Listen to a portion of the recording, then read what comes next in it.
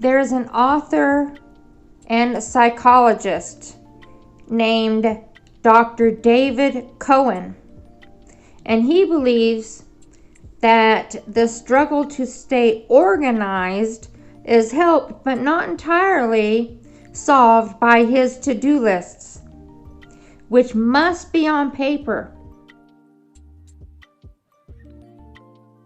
preferably in a diary, and need to be constantly monitored.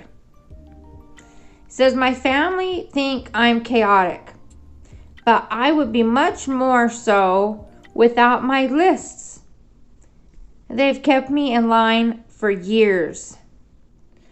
Cohen puts together our love of to-do lists down to 3 reasons. He says they dampen the anxiety about chaos of life. They give us structure, a plan that we can stick to, and they are proof of what we have achieved that day, week, or month. In less harried days, as psychologist Bluma Zinganark says this, the brain's obsession with pressing tasks, the so-called, I hope that, I'm going to butcher this, Zeigarnik effect, that we remember things we need to better than things we've done, stem from observing that waiters could only recall dinners ordered before they have been served. After the dishes have been delivered, their memories simply erased who'd had the steak and who'd had the soup. The deed was done and the brain was ready to let go. I find that so often with me. When I would study for an exam, then I would cram for that exam the night before. Then when it comes to the exam, I'd take that exam and remember what I needed to at the time. Once the exam is over, out that information goes. So, me personally, I was scared to pieces of exams, especially if they were going to do an exam on the whole quarter. Now, they'll give exams every once in a while throughout the school session, but then they said they were going to give a quarterly exam with all the other exams in that one. But my problem is I would remember, and this is what he's referring to with the waiter and the dishes that people ordered. I would remember at the time what was on the specific tests, but then it would leave. That information would go.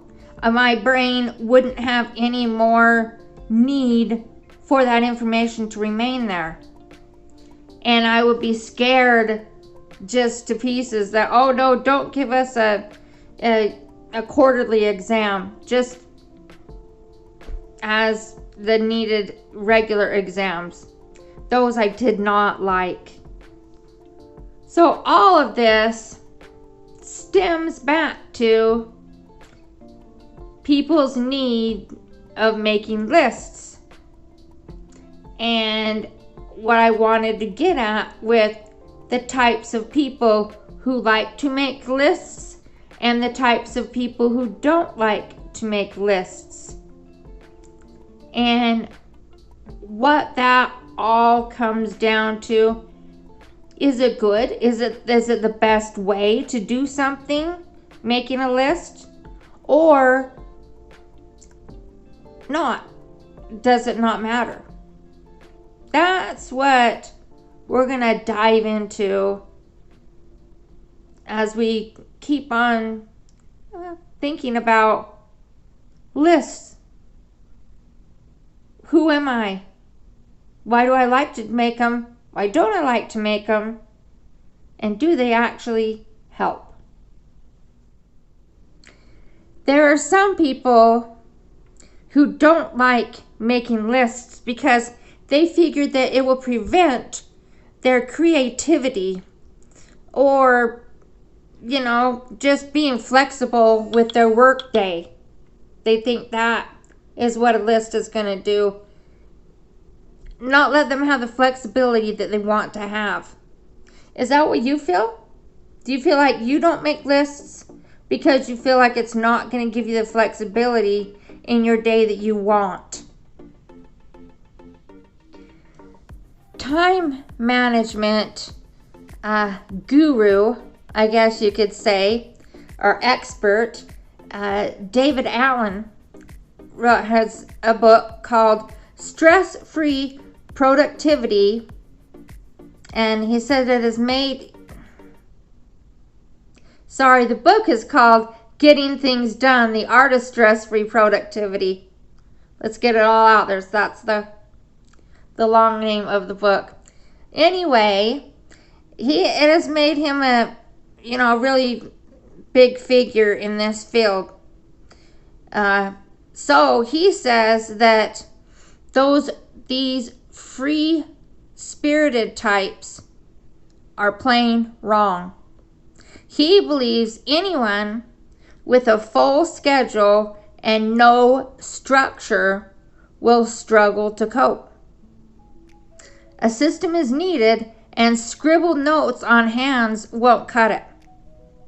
So what he says is, like, say that you scrawl bank, or just one word like dad on a post-it note, and then you need more detail than that. It's an email, a visit, a phone call, and for what purpose?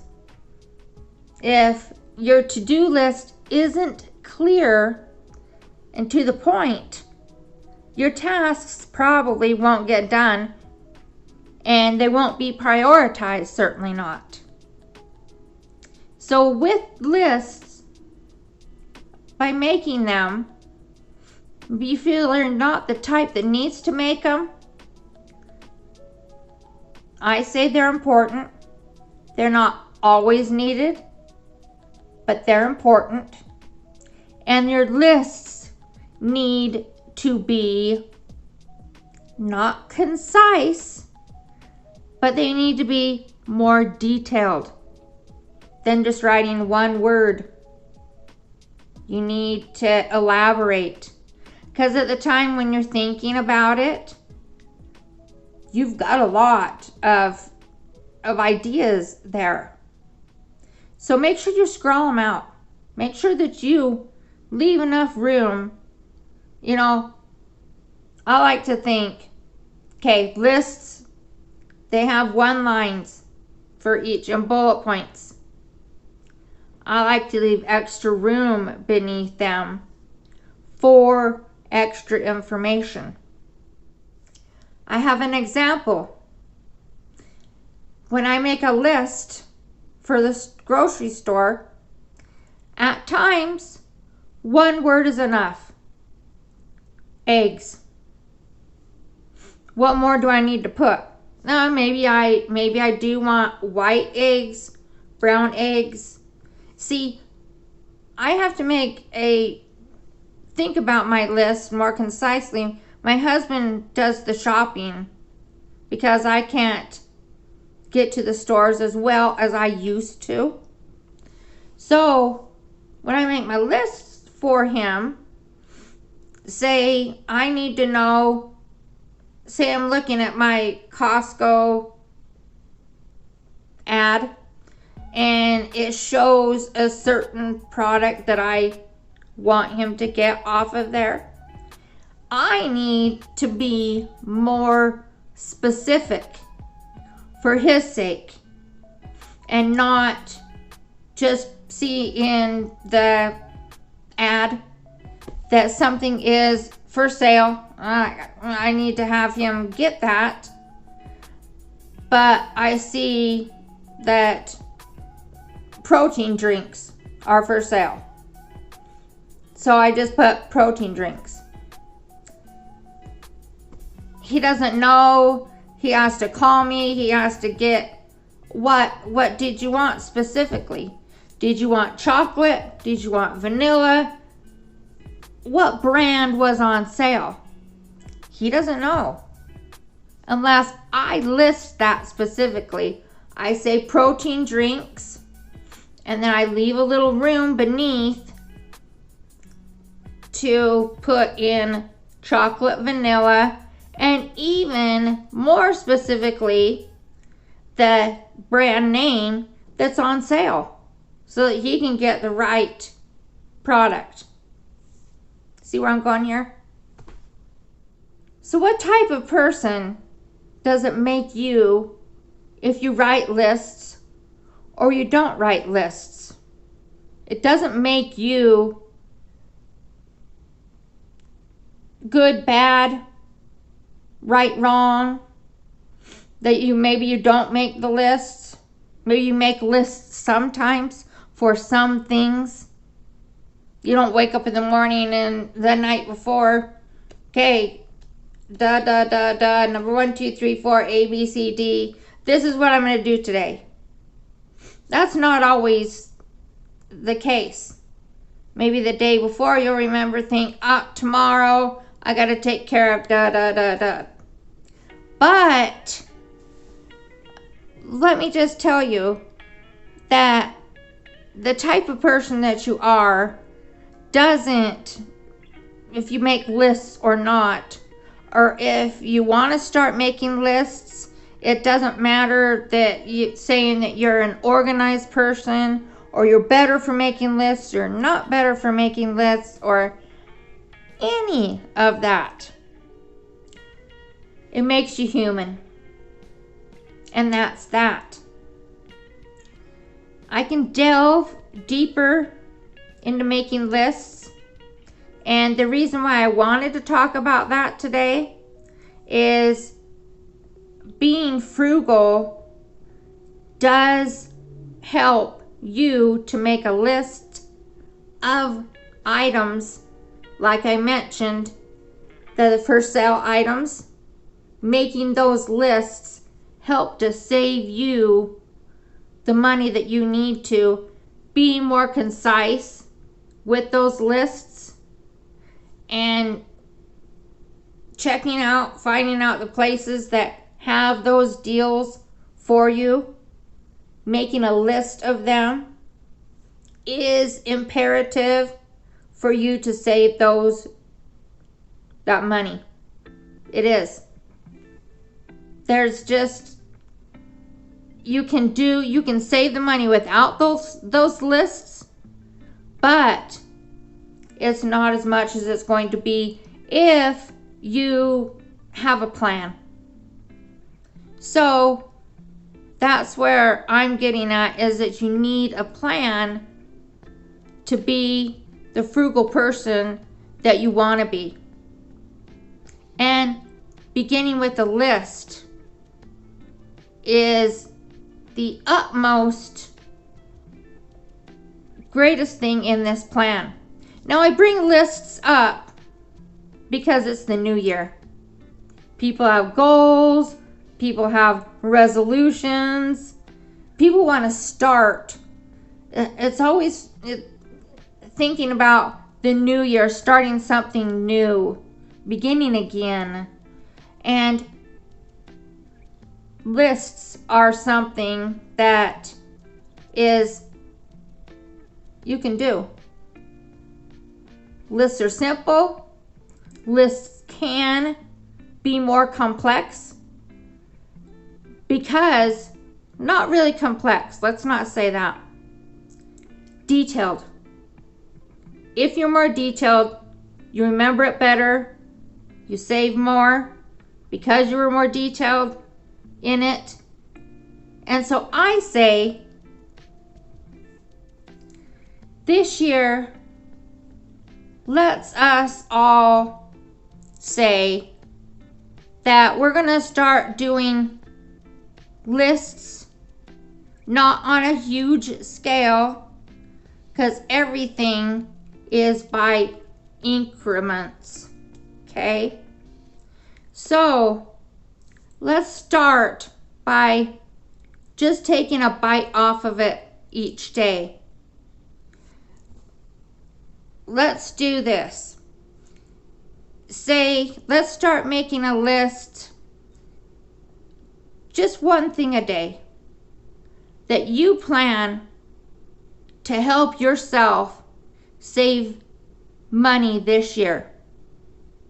One thing a day. That's it. That's all I want you to come up with. And that's easy enough to do. Okay? I don't want you to write any more than one thing a day. Can you imagine how many items you're going to have at the end of this year if you write just one thing a day? If some things you figure a little bit reiterated, fine. Just write those one things a day. Look how many days we have in the year. How many things are you going to have on that list?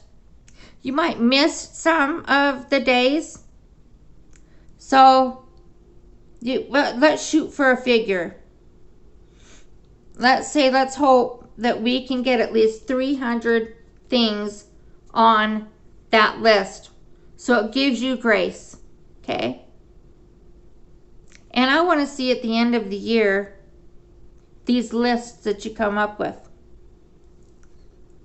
To save how you figure that maybe they're ideas that I brought to you throughout this year.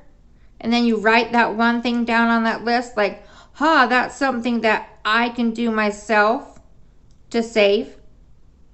Because that's what I'm here for. I'm here to help you to keep that money more to save it. Love you, everyone. You have a fabulous day today.